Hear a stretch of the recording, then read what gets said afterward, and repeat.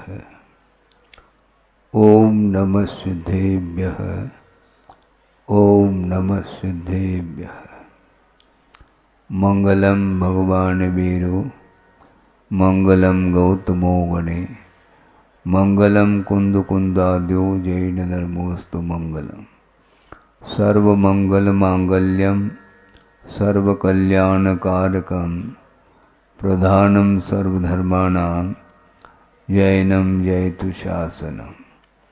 अहिंसा परमो धर्म की महावीर भगवान की प्रातः स्मरणे परम पूजाचार्य गुरुवर श्री विद्यासागर जी मुनि महाराज की जय।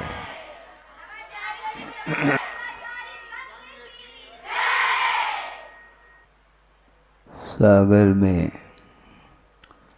लहरें उत्पन्न होती हैं। आपने भी सागर के तट पर उस दृश्य को देखा होगा। दूर दूर से लोग सागर के तट पर जाकर के विहंगम दृश्य देखने का आनंद लेते हैं और उस आनंद को स्थायी रूप देने के लिए भी कैमरे आदि के माध्यम से भी उस दृश्य को लेने का प्रयास करते हैं। ये तो आंखों का दृश्य हुआ, और मान लो ऐसे भी लोग वहाँ पर पहुँच जाते हैं, उस दृश्य को काव्य का रूप भी देना चाहते हैं और शब्दों के माध्यम से उस दृश्य को भी मात्र आंखों के द्वारा नहीं, शब्दों के माध्यम से भी आनंद लेते हैं। किंतु उन्हें ये ध्यान रखना चाहिए, वस्तुतः सागर के दृश्य को देख करके और काव्य आदि के माध्यम से उसका आनंद जो लिया जाता है, वो एकमात्र शाब्दिक आनंद है। किंतु उस सागर में डूब करके जो आनंद लिया जाता है, वह किनारे पर रह करके आनंद लिया नहीं जाता। और ये सारी बालिकाएं उस सागर के दृश्य को देख करके आनंदित नहीं हो रहे हैं, किंतु डुबकी लगा करके उन्हें आनंद का, उसमें डुबकी लगा करके जो आनंद का अनुभव होता है वो उन्हीं को होता है, देखने वालों को नहीं होता। आप लोग देख करके आनंद का अनुभव कर रहे हैं, आपके आनंद को भी मैं देख रहा हूँ, किंतु उन छोटे छोटे बालिकाओं को जो आनंद आ रहा है शायद आप लोगों को नहीं आता होगा।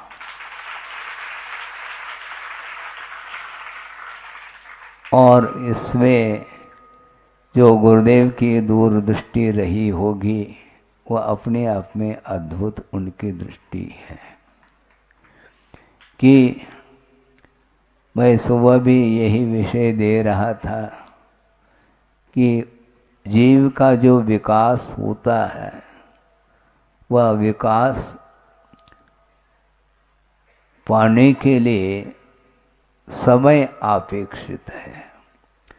प्रति समय प्रतिपल विकास होता रहता है, किंतु वह विकास दृष्टिगत नहीं होता।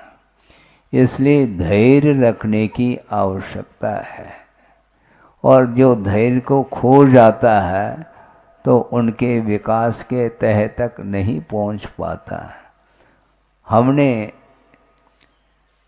जबलपुर में तिलवारा घाट में मैं था, गुरुदेव के साथ ही था, और जहाँ तक मुझे स्मरण है वो 2006 का वह दृश्य होगा, वह प्रसंग होगा कि लगभग 40 छात्राएं केवल 2 कक्षा में बैठी हैं छठवीं और सातवीं कक्षा में, और आचार्य महाराज उनके लिए संबोधित कर रहे हैं। लोगों को लगता होगा कि आचार्य महाराज क्या करना चाहते हैं। उनको ये लग सकता है, उनके विचार अपने मन में उठ सकते हैं कि महाराज, आचार्य महाराज हो करके अपने मौलिक समय को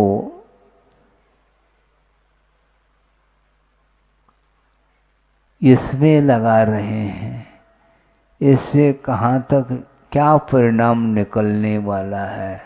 समय सारा सारा निकल रहा है, इसमें कुछ विशेष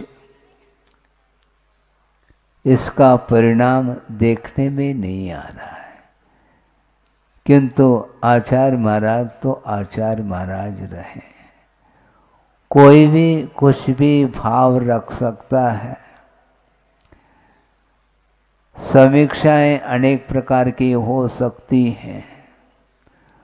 अनुकूल भी समीक्षा करने वाले हो सकते हैं और नए भी हो सकते हैं, किंतु उनकी दृष्टि इस प्रकार के समीक्षकों की ओर नहीं जाती। उन्होंने सोचा दुनिया में अनेक प्रकार के जीव होते हैं, अपने अपने इच्छा की पूर्ति को लेकर के चलते हैं। जहाँ पर अपनी इच्छा की पूर्ति नहीं होती है तो वहाँ पर आलोचनाएं स्वाभाविक रूप से हुआ करती हैं। उन आलोचनाओं से उन्हें कोई अंतर नहीं आने वाला। उनका ये कहना था कि आलोचक होना चाहिए, उससे हमें लोचन मिलते हैं। आलोचकों की आलोचना सुनने से हमें कोई विकल्प नहीं करना, हमें और दृष्टि मिलती है। हर एंगल से सोचने वाले लोग होते हैं अपने अपने दृष्टिकोण को लेकर के, किंतु व्यापक दृष्टिकोण जिसके अंदर रहता है वह इस प्रकार की आलोचना में वह नहीं लगता, किंतु वह आलोचना से ऊपर उठ जाता है। हम ये कहना चाह रहे हैं कि विकास एक समय में नहीं होता। विकास करने के लिए धैर्य की आवश्यकता है, साहस की आवश्यकता है। प्रतीक्षा करने से वह कार्य हासिल नहीं होता। ज्ञान हासिल करने के लिए तुम प्रतीक्षा करते रहो, बात बनेगी नहीं। एक एक कक्षा के लिए एक एक साल दिए जाते हैं, तब कहीं जाकर के एक एक कक्षाओं को पार करके वह अग्रिम कक्षा में प्रवेश पाता है। नर्सरी में भी विकास होता है, किंतु वह विकास आप लोगों की दृष्टि में नहीं आता। किंतु जो नर्सरी में प्रवेश पाया है, जब तक प्रवेश नहीं पाया था और प्रवेश पाने के बाद यदि उसमें विकास यदि नहीं है तो अगली कक्षा में वह जा नहीं पाएगा, तो तय है। नर्सरी से LKG UKG में प्रवेश पाने का अर्थ है उसमें उसने विकास किया है, अन्यथा अगली कक्षा में प्रवेश एंट्री संभव नहीं है। किंतु वह विकास शायद मैं समझता हूँ यमी कक्षा का जो छात्र है वह भी उस विकास को पकड़ नहीं पाएगा, क्योंकि दिमाग जिसका ज़्यादा चलता है तो वह उसकी दृष्टि सूक्ष्मता की ओर नहीं जाती है, और सूक्ष्म दृष्टि को जो रखता है वही जानता है कि इसका कितने परसेंटेज में विकास हुआ है। जो टीचर्स होते हैं, शिक्षक अथवा शिक्षिकाएं होती हैं, ये उन्हीं का विषय है कि वस्तुतः इस बालक का प्रतिपल किस प्रकार विकास हो रहा है। यदि उनकी दृष्टि में विकास यदि नहीं दिखाई देगा तो संभव ही नहीं ये कार्य वहाँ तक पहुँच जाए। वह जानते हैं कि विकास इसी तरह से होगा और होता है। इसलिए बीज का अंकुरण जो होता है वह उसमें समय अपेक्षित है, और सूक्ष्म विकास वह पकड़ में आता नहीं। उसको पकड़ने के लिए दृष्टि बहुत सूक्ष्म दृष्टि होती है। स्थूल दृष्टि से हम सूक्ष्म विकास को हम बुद्धि का विकास नहीं बना पाएंगे, क्योंकि एक एक समय में ग्रोथ होता है, एक साथ ग्रोथ होता नहीं। यदि प्रथम समय में ग्रोथ नहीं मानेंगे तो दूसरे समय में भी ग्रोथ नहीं होगा, और ऐसी स्थिति में पूरे जीवन में ग्रोथ नहीं हो पाएगा, पक्की बात है। क्योंकि एक एक समय में जो विकास हुआ है वही जा करके अपने को वह दृष्टि का विषय बन रहा है। इस ओर गुरुदेव की दृष्टि रही तब जा करके ये कार्य हुआ है। तो पूरे प्रतिभा स्थली में लगभग मेरे ख्याल से 2,500-3 हजार छात्राएं, ठीक कह रहा हूं मैं, लगभग समझ लो पहुंचने को। और सोचो, विचार करो, उस समय 30-40 छात्राएं थी, इसलिए लोग सोच रहे थे क्या कर रहे हैं महाराज, अब उनको देखना है। हाँ, यदि हो तो देख पाएंगे, नहीं तो जहां है वहां से देख ले, पक्की बात है। अर्थ यह है कि हमेशा विकास की ओर जिसकी दृष्टि नहीं है वह अपना न स्वयं का विकास कर पाता है, न दूसरे के विकास में अपना कोई योगदान दे पाता है। इसलिए व्यापक दृष्टिकोण होना चाहिए। और गुरुदेव ने एक दोहा दी है हम लोगों के लिए, वो सामने रख रहा हूँ। उनकी दृष्टि देखो, पंख नहीं, हाँ दोहा याद है, सब बच्चों के मुख में वह दे, शायद मैं भूल सकता हूँ, उसमें वह सहयोग देंगे, पक्की बात है। पंख नहीं पंकज बनूं, मुक्ता बनूं न सीप, दीप बनूं जलता रहूं, प्रभुपद पद्म समीत अथवा गुरुपद पद्म समीप। हाँ, गुरु के समीप पहुंचना, गुरु के समीप और प्रभु के समीप पहुंचना बहुत कठिन होता है। हम बार बार कहते हैं, और इन बालिकाओं के सामने हम इन बालिकाओं की कोई समीक्षा नहीं करना चाहता हूँ, किंतु इन बालिकाओं के जो पालक हैं, अभिभावक हैं, उनकी ओर दृष्टि रखो, वो क्या सोच रहे हैं। अब उनको समझ में आएगा कि वस्तुतः विकास इस ढंग से होता है। पंख नहीं, पंख का अर्थ कीचड़ होता है? उसके संपर्क में आने से मलिनता आती है। इसलिए पंख नहीं पंकज बनूं का, पंकज का अर्थ क्या? हाँ, कमल है। पंके जातः पंकजः, जो पंख अर्थात कीचड़ में उत्पन्न होता है उसका नाम कमल है। किंतु हमें पंख नहीं बनना, किंतु पंकज बनना है। क्योंकि जो कमल बनेगा वह प्रभु के अथवा गुरु के चरणों में जाने का अवसर प्राप्त होगा। इसलिए गुरुदेव ने स्वयं के लिए ही उन्होंने इस प्रकार की भावना रखी है अपने आत्म विकास को लेकर के। मैं पंख नहीं पंकज बनूं, बने ऐसा नहीं कहा, बनूं, क्योंकि मैं स्वयं बनूंगा तो दूसरे भी बनेंगे। हम स्वयं धर्ममय जीवन बनाएंगे अपने जीवन को, तो सामने वाले का भी जीवन धर्ममय बन सकता है, उसके बगैर संभव नहीं। इसलिए स्वयं उन्होंने धर्म को आत्मसात करके और विश्व के लिए भी धर्म का क्या स्वरूप होता है उसको उन्होंने रखा है। जो स्वयं उजाले में रहता है, जो स्वयं प्रकाश में रहता है, वही दूसरे को भी प्रकाशित कर सकता है। स्वयं अंधेरे में रहने वाला व्यक्ति कभी भी दूसरे को प्रकाशित नहीं कर सकता।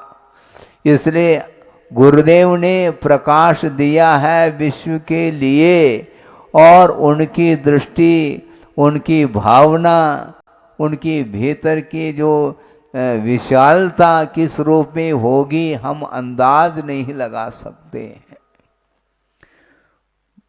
बार बार गुरुदेव की उपासना आराधना करते समय अपने आप को हम ऐसा महसूस करते हैं कि वस्तुतः जो साधना गुरुदेव ने की है शायद ही हम उस प्रकार की साधना अपने जीवन में कर पाएंगे, क्योंकि परोपकार की भावना के बिना इस प्रकार ये संभव ही नहीं हो सकता।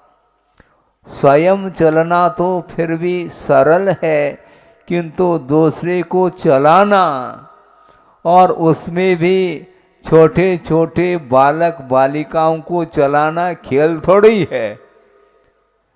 जो कॉलेज के छात्र हैं उनको पढ़ाना फिर भी सरल है, ऐसा गुरुदेव का कहना है, किंतु छोटे छोटे बालकों को उनके मन को संभालना, अपने मन को संभालना फिर भी सरल है, उनके मन को संभालना, यानी उनके मन में क्या वेव्स उत्पन्न हो रहे हैं, जो तरंगे, जो क्या भावनाएं उत्पन्न हो रही, उनको पढ़ना बहुत कठिन होता है, और उनको पढ़ाने के लिए स्वयं बालक बनना पड़ता है।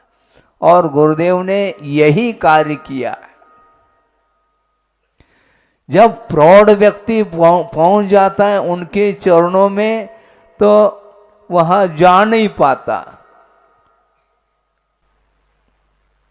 कई व्यक्ति गुरुदेव के पास पहुंचने के लिए मानसिकता बनानी पड़ती है, हम जाएंगे, हम क्या विचार रखेंगे, रख पाएंगे क्या नहीं रख पाएंगे, इस प्रकार उनके अंदर उथल पुथल देखने को मिलता है। किंतु ऐसे छोटी छोटी बालिकाएं जो पहुंचती हैं उनके चरणों, कोई विकल्प नहीं, उन्हें यथाजात इसी को बोलते हैं, निश्चिंत हो करके पहुंच जाती हैं, तो गुरुदेव भी उनके अनुरूप ही आचरण करना प्रारंभ करते हैं। उसके बिना बच्चों का मन लगना कठिन है। इसलिए आगम में भी लिखा है, जो आचार्य होते हैं उनके पास विशेष रूप से 2 गुणों का उल्लेख आपके सामने कर रहा हूं। वो 2 उल्लेख ये हैं कि अप कौतुको, ऐसा कहा, अल्प कौतुक करते हैं, मनोरंजन करते, ज्यादा नहीं, लेकिन थोड़े बहुत करना आवश्यक होता है। नहीं है तो वो छोटे बच्चे तनाव में आ सकते हैं, गंभीरता उनके लिए सही नहीं है। उनके लिए मुस्कान हमेशा देने की आवश्यकता पड़ती है, उनकी ओर देखने की आवश्यकता पड़ती है। तो उस समय वह उनका मन प्रफुल्लित होता है। वो जानते हैं कि बच्चों को प्रफुल्लित किस प्रकार किया जा सकता है। उनके पास हर प्रकार की कलाएं हमने देखी हैं। कोई चिरदीक्षित पहुंच जाता है तो बहुत जल्दी अपने आप के उपाय को डाइवर्शन देते हैं, गंभीर मुद्रा उनकी हो जाती है, और वह जाते समय कुछ बात करना चाहता है, मान लो वो चिरदीक्षित भी, वो लड़खड़ा जाता है। ऐसा क्यों? ऐसा ही है। बड़ों के सामने गंभीर इसलिए होते हैं गुरु, क्योंकि उसके अंदर भी गंभीरता आ जाए, ये उद्देश्य रहता है। हमारी गंभीरता के अभाव में उसका विकास रुक न जाए, ये उनको ख्याल रहता है। इसलिए बड़ों के सामने वो कभी मुस्कान आदि के रूप में वह चर्चा आदि नहीं करते हैं, किंतु बालकों के सामने उनको बालक बनना पड़ता है, क्योंकि सबका विकास वो चाहते हैं। पात्र के अनुरूप ही परोसा जाता है, और माँ की कुशलता जो होती है वह शायद मेरे ख्याल से पिताजी में वह कुशलता नहीं आती। माँ नवजात शिशु का पालन पोषण किस ढंग से करती है वही जानती है। वो आप कह सकते हैं ज़्यादा देना चाहिए, किंतु गुरुदेव कहते हैं मात्रा मासी, अनुपात जो है माँ के अनुरूप होना चाहिए, और उसके माध्यम से ही उसका विकास होता है, क्रमशः विकास होता है। अक्रम विकास नहीं हो सकता। क्रम का अर्थ समय पा करके उसमें विकास देखने में आता है। इसलिए गुरुदेव कहते हैं मैं पंख नहीं पंकज बनूं। लक्ष्य ये होना चाहिए। पंकज बनूं का अर्थ क्या, वह रूपक है, वह फूल बनना चाहते हैं ऐसा अर्थ नहीं यहाँ पर है।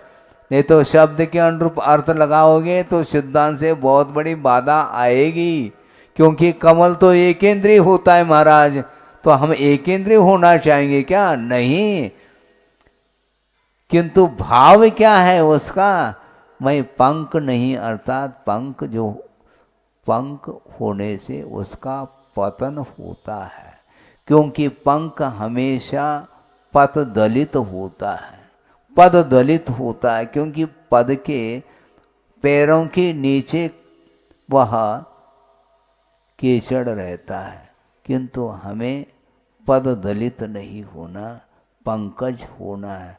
पंकज होगा तो निश्चित रूप से वह प्रभु के चरणों में जाने का अवसर।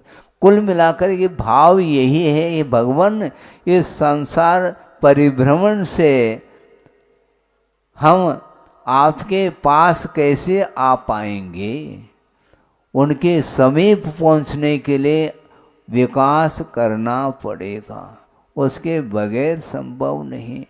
और मुक्ता बनूं न सीप, सीप बनेंगे तो सीप की कोई वैल्यू नहीं है, किंतु मुक्ता की वैल्यू देख लो।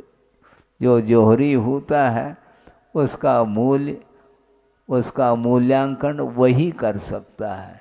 इसलिए सीप नहीं बनना है, पंकज नहीं बनना है, किंतु पंख नहीं बनना, किंतु क्या बनना है? हाँ, हम भूल जाएं, इसलिए हम भूल ना जाएं, इसलिए पूछते रहते हैं ताकि हमें याद हो जाए। हाँ, क्योंकि भूलने का समय आ रहा है ना, और आप लोगों की स्मरण शक्ति बढ़ रही है, क्योंकि विकासोन्मुख है आपका जीवन। इसलिए दीप बनूं जलता रहूं, प्रभु पद अथवा गुरुपद पद्म समीप।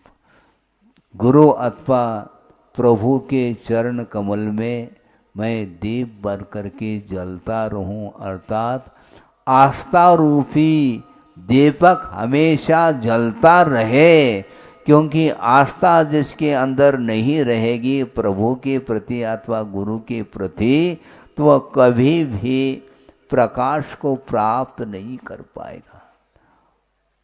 श्रद्धा की किरणें जब प्रस्फुटित होगी, उसके माध्यम से ही आत्मा का अवलोकन होने का अवसर प्राप्त होगा, और प्रत्येक जीव के भीतर जो शक्ति है उसका भी दर्शन आस्था के बल पर ही हम कर सकेंगे। चाहे वह किसी भी पर्याय में जीव रहे, किंतु चैतन्य गुण से वह सहित है। चेतना जिसके अंदर नहीं है तो उसका कोई विकास की बात ही नहीं। जड़ का कोई विकास नहीं होता। किसका विकास होता है? चेतन का विकास होता है, आत्मा का अथवा जीव का विकास होता है। जीव द्रव्य को छोड़ करके अन्य जितने भी पदार्थ हैं उनमें कोई भी संवेदन की शक्ति है ही नहीं। वो सारे सारे अचेतन पदार्थ माने जाते हैं, और अचेतन जो वस्तु होती हैं उन्हें कोई आनंद नहीं आता, क्योंकि चैतन्य गुण का अभाव है। किसी वस्तु को देख करके आपको आनंद आ रहा है, उस वस्तु को आ रहा है? नहीं आता है, आता है? नहीं आता है। मान लो घड़ी है, आपने पहन रखा है घड़ी को, उसका आनंद आपको आ रहा है क्या घड़ी को? हमें, या हमें कहने वाला भी जीव ही है। घड़ी नहीं कह सकती कि मुझे बहुत आनंद आ रहा है, देखो मेरी क्वालिटी देख लो, हाँ मेरी कीमत तो आंक लो। उसके पास आंक नहीं, वो क्या आंकेगा? किंतु ज्ञेय पदार्थ को जानने वाला जो होता है वह ज्ञायक होता है, उसी का नाम जीव है।